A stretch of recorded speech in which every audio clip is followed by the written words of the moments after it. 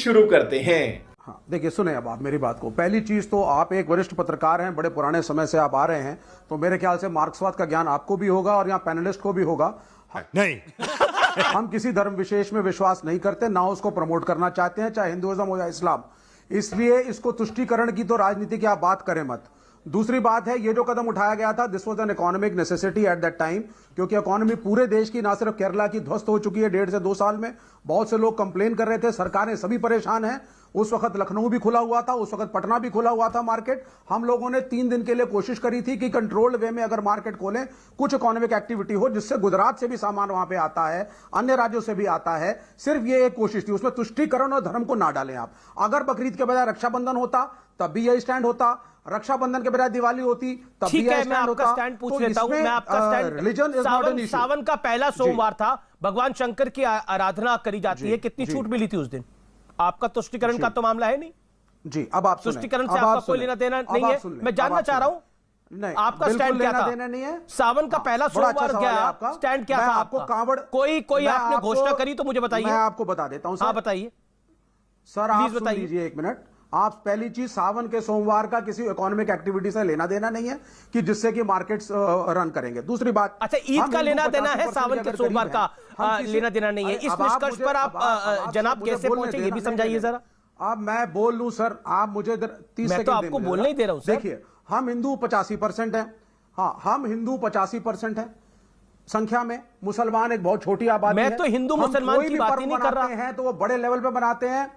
Sir मैं कर रहा हूं, लेकिन क्योंकि आप इसको कम्युनल एंगल पे लाने की कोशिश, कम्युनल एंगल पे मैं लेके जा रहा हूं, तो आप मुझे बताइए सर, 85 सर 130 करोड़ हिंदुओं में से 85% अगर कांवड़ यात्रा में सम्मिलित होंगे, तो क्या आप उसको केरल, जो कि मात्र 2% है नेशनल आबादी का, उसके 15 से 20% मुसलमान हैं, जो कि सारे के सारे सड़कों पे नहीं उतरे हैं, तो कांवड़ यात्रा में पूरा देश निकल जाता है क्या? के मेले के अंदर जो कांवड़ यात्रा में पूरा देश निकल जाता है, जगन्नाथ यात्रा में पूरा देश निकल जाता है क्या? अबे साले, पहला सवाल यह था कि तुष्टीकरण की और सांप्रदायिकरण की बात किसने उठाई, तो मैं आपको बता देना चाहता हूं, डंके की चोट पर सीपीआईएम के सांसद बिनोय विश्वम है। जब उनसे कहा गया कि आपने कांवड़ यात्रा पर इतनी बातें रखी, कुंभ मेले पर इतनी बातें रखी, आप ईद पर रिलैक्सेशन करते हो, तो सीपीआईएम के प्रवक्ता और उनके सांसद ने टाइम्स नाउ चैनल को कहा कि चर्च और मस्जिद में सोशल डिस्टेंसिंग मेंटेन होती है, पर ये कांवड़ यात्री जो है ये इसको मेंटेन नहीं कर पाते। तो सांप्रदायिकरण किसने किया, ये आपके सामने। दूसरी बात कही जा रही थी कि ईद, बकरा ईद को लेकर सुप्रीम कोर्ट में पिटीशन नहीं गई, बिल्कुल गलत।